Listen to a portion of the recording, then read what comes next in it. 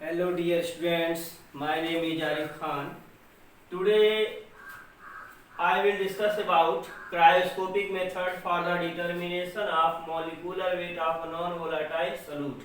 आज हम किसी भी अवाष्पशील विलेय पदार्थ का अणुभार ज्ञात करने की हिमांक मापी विधि पढ़ेंगे और इस विधि में जो सबसे इम्पोर्टेंट विधि है वो बेकमान विधि, बेकमान मेथड्स, इसी के बारे में हम इसको पढ़ेंगे कि इस मेथड से किसी भी नॉन वोलेटाइल सॉल्यूट का मॉलिक्यूलर वेट कैसे डिटरमिन करते हैं। इस विधि द्वारा किसी भी अवाष्पशील विलेय का अणुभार कैसे ज्ञात किया जाएगा इसके बारे में पढ़ना है।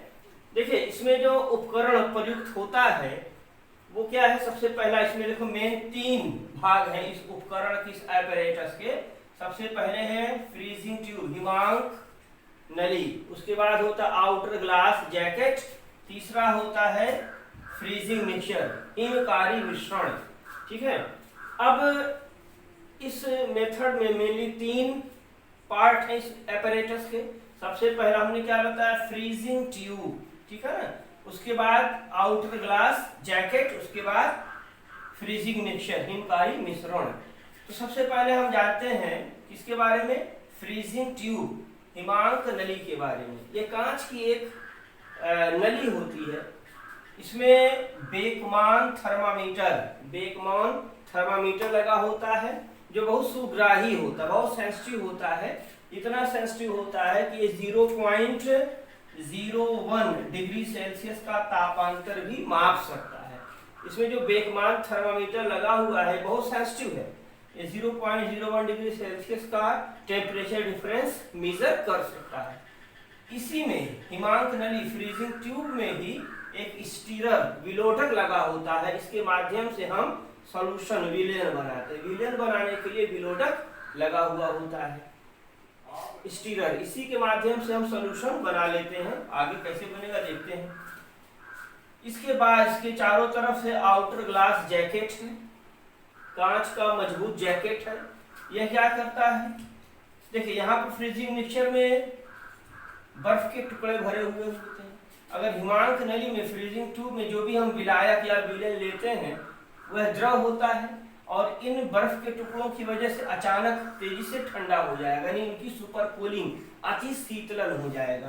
तो हिमांक नली में लिए गए द्रव का, चाहे वो विलायक हो या विलेन हो, कोई भी द्रव, कोई भी लिक्विड हो, चाहे सॉल्वेंट हो या सॉल्यूशन हो, उसका अति शीतलन, सुपर कूलिंग ना हो जाए, वो लिक्विड अचानक से ठंडा ना हो जाए, इसको रोकने का काम इसी आउटर ग्लास जैकेट का होता है। कैसे, यहाँ पे एयर हो जाती है, आउटर ग्लास जैकेट और फ्रीजिंग ट्यूब के बीच में हवा, एयर होती है, जो हिमांक नली में लिए गए द्रव, चाहे वो लिक्विड, सॉल्वेंट हो या सॉल्यूशन हो, चाहे विलायक हो या विलेन हो, कोई भी यहाँ द्रव है, तो अचानक ठंडा ना हो जाए, उसकी सुपर कूलिंग, अति शीतलन ना हो जाए, यहाँ पे मौजूद एयर इस बात को रोकती है। और तीसरा इंपॉर्टेंट पार्ट देखिए फ्रीजिंग मिक्सचर, हिमकारी मिश्रण, जिसमें ये एक बड़ा सा पात्र है जो पत्थर वगैरह का बना होता है, इसी में बर्फ के बहुत सारे टुकड़े भरे हुए होते हैं। अब इस विधि से हम किसी भी अवाष्पशील पदार्थ का अणुभार, मॉलिक्यूलर वेट, कुछ चरणों में, कुछ स्टेप्स में ज्ञात करते हैं। इस मेथड से हम किसी भी नॉन वोलेटाइल सॉल्यूट का मॉलिक्यूलर वेट कुछ स्टेप्स में डिटरमिन करेंगे। सबसे पहला काम क्या करेंगे, सबसे पहला स्टेप क्या होगा, यहाँ पर ये जो ऊपर देख रहे हैं हिमांक नली फ्रीजिंग ट्यूब में एक साइड ट्यूब बनी हुई है, ठीक है ना। यहाँ से हम क्या करते हैं, किसी विलायक, सबसे पहला सर्वप्रथम हम यही करेंगे, किसी विलायक की तौली हुई निश्चित मात्रा लेंगे। विलायक के तौर पर हम क्या ले सकते हैं, जल, H2O, ठीक है ना। तौली हुई निश्चित मात्रा यहाँ से डाल देंगे, विलायक की मात्रा कैपिटल W ग्राम, ठीक है। तो सबसे पहला काम क्या करें, फर्स्ट ऑफ ऑल किसी सॉल्वेंट की वेट डेफिनिट अमाउंट यहाँ पर हम डाल दे रहे हैं, ठीक। जैसे वाटर, अमाउंट ऑफ सॉल्वेंट कितना लेते हैं, कैपिटल W ग्राम, 10 ग्राम, 20 ग्राम, 50 ग्राम, जो भी ले। अब क्या करेंगे, यहाँ पर उसका, उस विलायक का हिमांक ज्ञात कर लेंगे, सॉल्वेंट का फ्रीजिंग पॉइंट ज्ञात करेंगे। कैसे ज्ञात होगा, देखो जब हम हिमांक नली में विलायक लेते हैं तो वह धीरे धीरे ठंडा होता है, जैसे जैसे कोई भी विलायक धीरे धीरे ठंडा होता है उसका वाष्प दाब वेपर प्रेशर कम होता जाता है और वह धीरे धीरे ठोस में परिवर्तित होने लगता है। एक निश्चित ताप पर उस विलायक का वाष्प दाब उसकी ठोस अवस्था के वाष्प दाब के बराबर हो जाएगा। जैसे जैसे विलायक का वाष्प दाब वेपर प्रेशर कम होता जाता है वैसे वैसे इस थर्मामीटर में पारे का तल नीचे आता जाता है। एक निश्चित ताप पर थर्मामीटर में पारे का जो तल है, लेवल है, वो कांस्टेंट स्टेडी हो जाता है। किस पर होगा? जब द्रव का वाष्प दाब उसकी ठोस अवस्था के वाष्प दाब के बराबर होगा। उसी टेम्परेचर पर यहाँ थर्मामीटर में पारे का तल स्थिर हो जाएगा, टेम्परेचर स्टेडी हो जाएगा। उसी को कहेंगे इस द्रव का हिमांक, फ्रीजिंग पॉइंट। द्रव क्या लिया गया? विलायक, सॉल्वेंट। जिस निश्चित ताप पर द्रव का वाष्प दाब उसकी ठोस अवस्था के वाष्प दाब के बराबर हो जाएगा, वही ताप उसका हिमांक, फ्रीजिंग पॉइंट होगा। और उसी ताप पर द्रव की द्रव और ठोस अवस्थाओं के बीच में साम्य स्थापित हो जाएगा। अगर हम पानी ले रहे हैं विलायक के तौर पर, तो विलायक H2O लेने पर उसका हिमांक कितना आएगा? 0 डिग्री सेल्सियस। इसको केल्विन में बदलने के लिए 273 जोड़ सकते तो केल्विन में आ जाएगा। तो क्या यहाँ पर सबसे पहला काम हमने किया, सॉल्वेंट का फ्रीजिंग पॉइंट निकाला। कैसे निकाला? सॉल्वेंट की डेफिनेट अमाउंट लेकर उसको धीरे धीरे ठंडा करें। कैसे ठंडा करेंगे? फ्रीजिंग मिक्सचर के माध्यम से अचानक धीरे धीरे ठंडा होगा।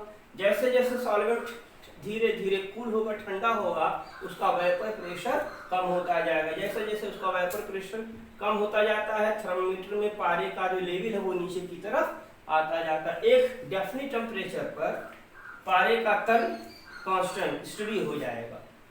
ये कब होगा? जब सॉल्वेंट का वेपर प्रेशर, लिक्विड सॉल्वेंट का वेपर प्रेशर उसके सॉलिड स्टेट के वेपर प्रेशर के बराबर हो जाता है। अब लिक्विड और सॉलिड के बीच में यहाँ पर इक्विलिब्रियम एस्टेब्लिश हो जाएगा, तो पारे का जो लेवल है वो कांस्टेंट हो जाएगा, स्टेडी हो जाएगा। इसी स्टेडी टेम्परेचर को रिकॉर्ड कर लेंगे। यही क्या होगा? सॉल्वेंट का फ्रीजिंग पॉइंट होगा। सॉल्वेंट का फ्रीजिंग पॉइंट कितना मानते हैं? TF not. यह विलायक का हिमांक फ्रीजिंग पॉइंट ऑफ सॉल्वेंट होता है। इस तरह से सॉल्वेंट का फ्रीजिंग पॉइंट हमने निकाल लिया, विलायक का हिमांक ज्ञात हो गया। अब इस हिमांक नली को जैकेट से बाहर निकाल लेंगे। अब उसमें जो रखे हुए विलायक को धीरे धीरे इतना गर्म करेंगे कि वो अपने प्रारंभिक ताप तक पहुंच जाए। यहाँ से क्या करेंगे?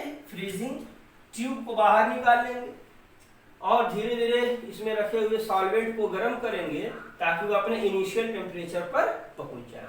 अब इसके बाद क्या करेंगे? जिस विलय का अणुभार ज्ञात करना होता है उसकी तौली हुई निश्चित मात्रा स्मॉल w ग्राम लेंगे और साइड ट्यूब से विलायक में डाल करके विलोडक स्टीरर के माध्यम से विलय बना लेंगे।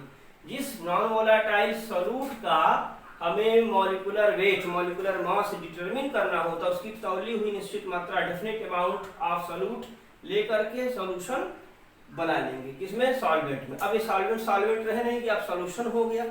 अब इसके बाद फिर से क्या करेंगे? हिमांक नली को जैकेट में डाल देते हैं। फ्रीजिंग ट्यूब को फिर से क्या करेंगे? आउटर ग्लास जैकेट में डाल देंगे। फिर से उपकरण को पहले जैसा ही समायोजित कर देंगे। अब इसके बाद क्या होगा? जिस तरीके से हमने विलायक, प्योर सॉल्वेंट का शुद्ध विलायक का हिमांक निकाला था TF नॉट, ऐसे ही क्या करेंगे? अब सॉल्यूशन का हिमांक, विलयन का हिमांक निकालेंगे, सॉल्यूशन की फ्रीजिंग पॉइंट निकालेंगे। बिल्कुल वैसे सॉल्यूशन धीरे धीरे ठंडा होता जाएगा, उसका वेपर प्रेशर कम होता जाएगा। एक निश्चित ताप पर क्या होगा? एक डिफरेंट टेम्परेचर पर यहाँ पे टेम्परेचर स्टडी हो जाएगा। इस दौरान क्या होगा? इस जो सॉल्यूशन है ये भी द्रव है, लिक्विड है, तो इसका जो लिक्विड स्टेट और वेपर कैसी सॉलिड स्टेट के बीच में इक्विलिब्रियम एस्टेब्लिश हो जाएगा। जिस डेफिनेट टेम्परेचर पर विलायक की द्रव अवस्था और उसकी ठोस अवस्था, सॉलिड स्टेट और लिक्विड स्टेट के बीच में इक्विलिब्रियम एस्टेब्लिश होगा, वहां पर टेम्परेचर कांस्टेंट हो जाएगा, पारे का तल स्थिर हो जाएगा। उसी टेम्परेचर को रिकॉर्ड कर लेंगे। वही क्या होगा? विलयन का हिमांक होगा, फ्रीजिंग पॉइंट ऑफ सॉल्वेंट होगा, फ्रीजिंग पॉइंट ऑफ सॉल्यूशन होगा। विलयन का हिमांक क्या होता है? TF। अब इन दोनों के डिफरेंस से हम देखेंगे कि विलायक का हिमांक अधिक है, विलयन का हिमांक कम है। सॉल्वेंट की फ्रीजिंग पॉइंट अधिक, सॉल्यूशन की फ्रीजिंग पॉइंट कम होती है। दोनों के डिफरेंस से क्या करेंगे, हिमांक में कमी delta T F, depression in freezing point निकालेंगे। तो डेल्टा टी एफ की वैल्यू पता चल गई। कैपिटल डब्ल्यू विलायक की निश्चित मात्रा हमने लिया ही था, स्मॉल डब्ल्यू विलेय की मात्रा भी हमने निश्चित कर लिया था। डेल्टा टी एफ पता कर लिया हमने, विलायक के हिमांक से विलेय के हिमांक को घटा दिया। के एफ जो सॉल्वेंट लेंगे, जैसे मान लिया वाटर है, तो उसकी के एफ की वैल्यू हम टेबल से देख लेंगे। जो भी सॉल्वेंट लेंगे उसके के एफ का वैल्यू हम उसके लिए हमें दी होती टेबल से निकालेंगे। तो इस फॉर्मूला का यूज करके हम क्या करेंगे, यम की वैल्यू निकाल लेंगे। यम क्या होता है, molecular weight of non volatile solute, आवासशील विलेय का अणुभार। इस तरीके से हमने इसको ज्ञात कर लिया। ठीक है, अब इसी पर कुछ क्वेश्चन हो जाए डिप्रेशन इन फ्रीजिंग पॉइंट से संबंधित। देखिए यहाँ पर एक क्वेश्चन है कि in an aqueous solution 5% urea and 10% glucose by mass are present, calculate freezing point of solution KF for H2O 1.86 kelvin kilogram mole inverse. एक जलीय विलयन में 5% यूरिया और 10% ग्लूकोज भारानुसार उपस्थित हैं। अब इस विलयन का हिमांक फ्रीजिंग पॉइंट ज्ञात करना है और जल के लिए मोलर अवनमन स्थिरांक मोलर डिप्रेशन कांस्टेंट की वैल्यू KF की वैल्यू दे रखी है। अब क्या करेंगे, यहाँ पे देखिए जो सॉल्यूशन है वो सॉल्यूशन देखिए क्या कह रहा है, कैसा सॉल्यूशन है, सॉल्यूशन कैसा है, सॉल्यूशन जो है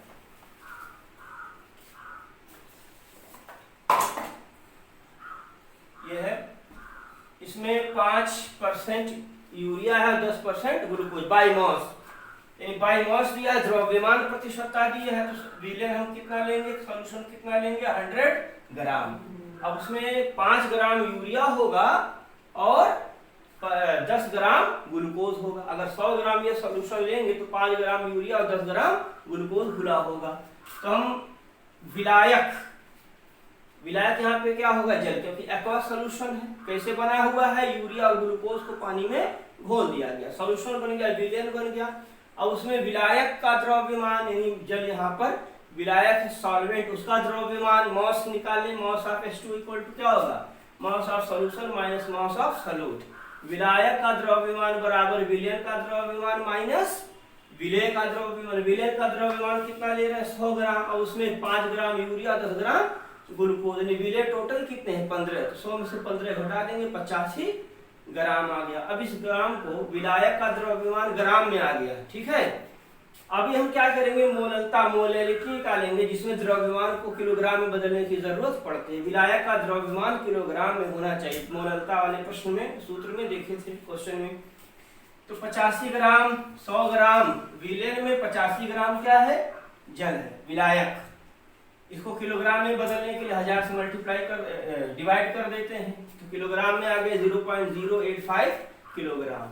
अब मॉलिक्यूलर वेट ऑफ यूरिया 60 आ जाएगा, मॉलिक्यूलर वेट ऑफ ग्लूकोज 180 आता है। मॉलिक्यूलर वेट निकालने सबको आता है। क्या करते हैं, जितने भी परमाणु होते हैं सभी के परमाणु भारों को जोड़ देते हैं, सभी एटम्स के एटॉमिक मासेस को जोड़ देंगे। इसके लिए मॉलिक्यूलर फॉर्मूला पता होना चाहिए सब्सटेंस का।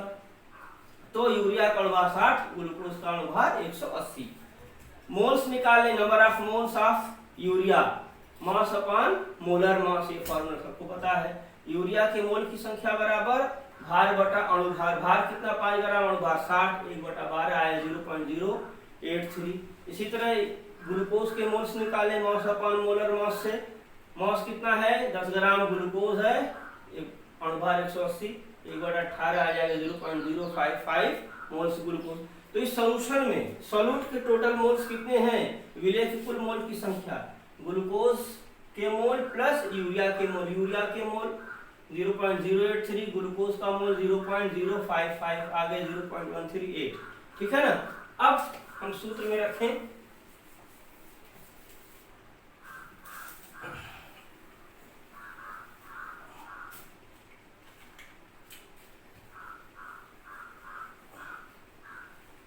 तो पहले हम डेल्टा टीएफ यानी हिमांक में अवनमन निकाल लें, depression in freezing point. Delta TF equal to क्या हो जाएगा, kf इंटू मोलैलिटी, मोललता। फिर आगे देखो डेल्टा टीएफ पहले निकाल लिया जाए, delta TF equal to KF की वैल्यू दिया है 1.86 केल्विन किलोग्राम मोल इनवर्स। मोललता क्या होती है? Number of moles of solute upon number of moles of solute upon mass of solvents. ठीक है ना, यहाँ पे वैल्यू रखनी पड़ेगी। Delta TF equal to 1.86 into number of moles कितने दिए हैं 0.138। ठीक है, और ये 0.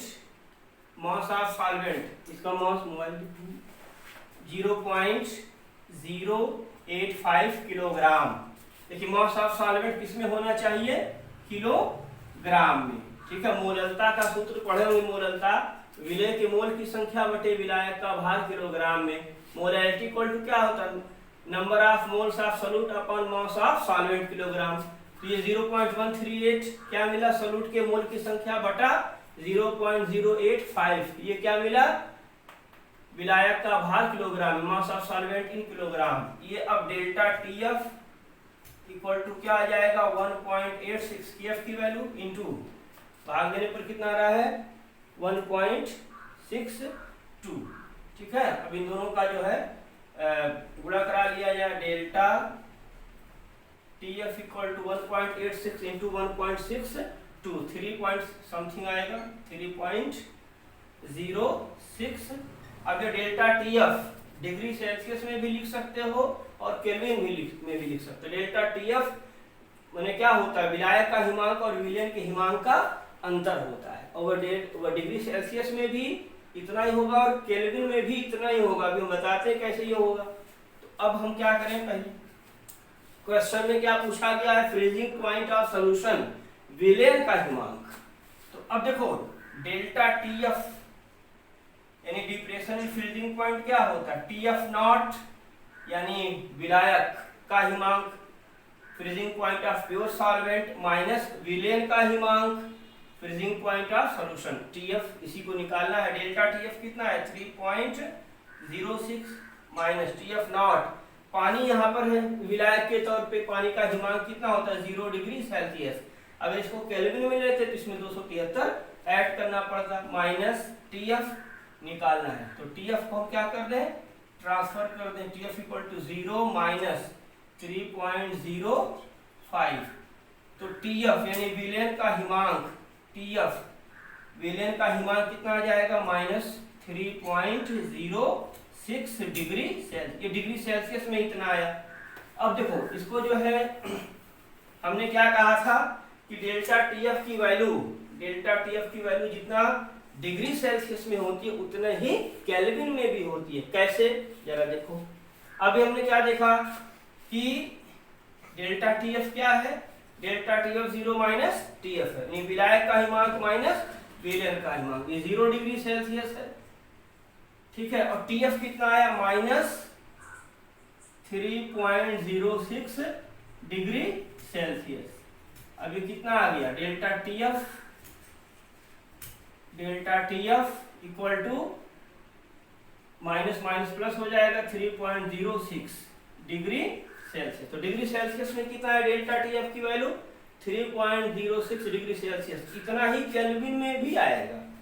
देखो डेल्टा टीएफ क्या होता है? टीएफ 0 यानी प्योर सॉल्वेंट का हिमांक, क्या नाम, फ्रीजिंग पॉइंट 0 डिग्री सेल्सियस। इसको केल्विन में करोगे कितना आएगा? 273 माइनस टीएफ कितना आया? डिग्री सेल्सियस में माइनस 3.06 डिग्री सेल्सियस आया। केल्विन में बदलने के लिए इसमें क्या करोगे? 273 जोड़ दोगे तो ये किस में कन्वर्ट हो जाएगा? केल्विन में। ठीक है, तो अब देखो माइनस 3.06 डिग्री सेल्सियस का केल्विन बदलने के लिए 273 जोड़ दिया तो हमारे ख्याल से 269 69 पॉइंट समथिंग आएगा। कितना? दो नहीं है, माइनस करो ना, -3.06 प्लस 273। ठीक है, विलयन का हिमांक हमेशा कम होता है। विलायक का हिमांक 273 है तो विलयन का हिमांक उससे कम आएगा। कितना आया? 269.94। तो 273 क्या था? 273 क्या था? TF0 यानी विलायक का हिमांक माइनस विलयन का हिमांक, freezing point of solution degree Celsius में इतना है, इसको केल्विन में कन्वर्ट कर रहे हो तो 269.94 आया। अब डिफरेंस कितना आएगा? डिफरेंस आया, इसको घटाओगे तो कितना ही आएगा, 3.06 डिग्री सेल्सियस में जितना आया उतना ही केल्विन में आएगा। डिग्री केल्विन मत लिख देना, ठीक है ना। तो हमने क्या देखा कि डेल्टा टीएफ की वैल्यू जितना डिग्री सेल्सियस में आती है उतना ही केल्विन में आती है। अगर हम विलायक और विलयन का हिमांक डिग्री सेल्सियस में लेंगे तो जितना डिफरेंस आएगा उतना ही विलायक और विलयन का हिमांक केल्विन में लेने पर उतना ही आएगा डेल्टा टीएफ की वैल्यू। अब इसी पे देखो कुछ क्वेश्चन जो है फॉर्मूला बेस्ड कर दें, क्वेश्चन नोट कर लेंगे। अब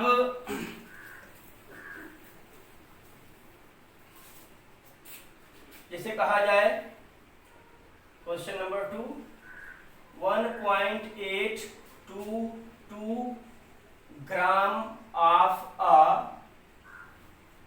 ऑर्गेनिक सब्सटेंस, इसका मॉलिक्यूलर वेट कितना है? 155। ठीक है, are dissolved in 100 gram of benzene C6H6। ये क्या होता है? Benzene. Calculate KF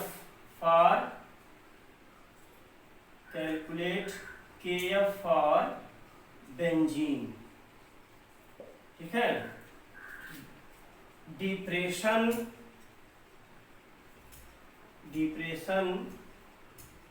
in freezing point, depression in freezing point कितना है? 0.60 डिग्री सेल्सियस। ये दिया हुआ है। तो देखिए ये फॉर्मूला बेस्ड क्वेश्चन है जो अभी हमने फॉर्मूला यहाँ पे लिखा हुआ था। यहाँ स्मॉल w क्या है? ऑर्गेनिक सब्सटेंस, कार्बनिक पदार्थ का भार, यानी विलय यहाँ पर कार्बनिक पदार्थ, उसका भार कितना दिया है? 1.822 ग्राम। किसमें घोला जा रहा है? बेंजीन में। विलायक का भार कितना है? 100 ग्राम। ठीक है, और हिमांक में कमी, depression in freezing point delta TF कितना है? 0.60 डिग्री सेल्सियस। देखो डेल्टा टीएफ की वैल्यू डिग्री सेल्सियस में भी और केल्विन में भी, दोनों में सिमिलर होती है, लेकिन TF0 TF की वैल्यू सिमिलर नहीं होती। उसको केल्विन में या डिग्री सेल्सियस में जैसा होगा चेंज करना पड़ेगा। अब क्या दिया है? KF दिया हुआ है। KF निकालना है, KF ज्ञात करना है।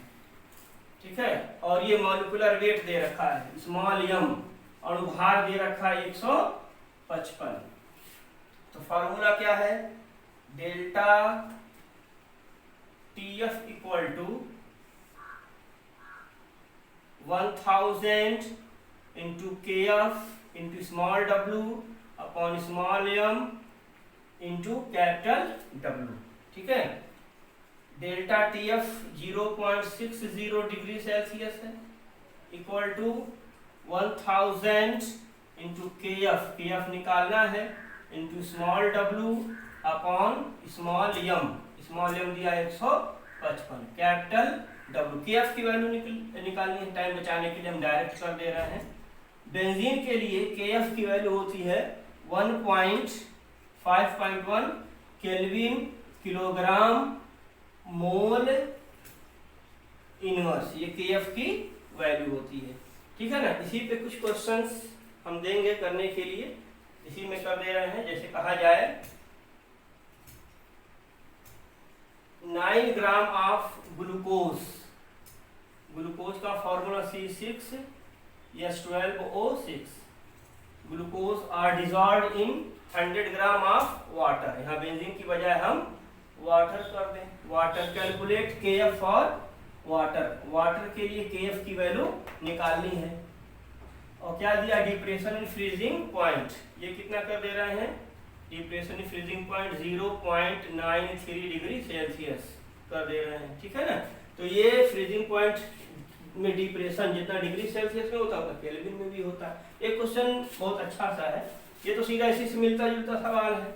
एक क्वेश्चन थोड़ा सा घुमा के कर दे रहे हैं, जैसे क्वेश्चन बढ़िया है ये, जिसे कहा जाए an aqueous solution freezes at -1.5 degree Celsius. Calculate boiling point of solution। क्या दिया हुआ, KF फॉर वाटर, वाटर के लिए KF की value 1.86 kelvin kilogram mole inverse. फिर KB फॉर वाटर ये दिया हुआ है 0.51 केल्विन किलोग्राम मोल इनवर्स। क्या कह रहा है कि एक जलीय विलयन -105 डिग्री सेल्सियस पे जमता है, यानी यह विलयन का हिमांक दिया, विलयन का हिमांक TF की वैल्यू दिया हुआ है। क्या निकालना, बॉइलिंग पॉइंट ऑफ सॉल्यूशन, विलयन का क्वथनांक निकालना है। और जल के लिए मोलल अवनमन स्थिरांक दिया हुआ है, और जल के लिए ये मोलल उन्नयन स्थिरांक, ठीक है, दिया हुआ है, ठीक है। KF के भी दिए हुए हैं। बहुत अच्छा सवाल, इसको जरूर लगाएंगे, कमेंट बॉक्स में इसको सॉल्व करके जरूर दिखाएंगे। Thank you.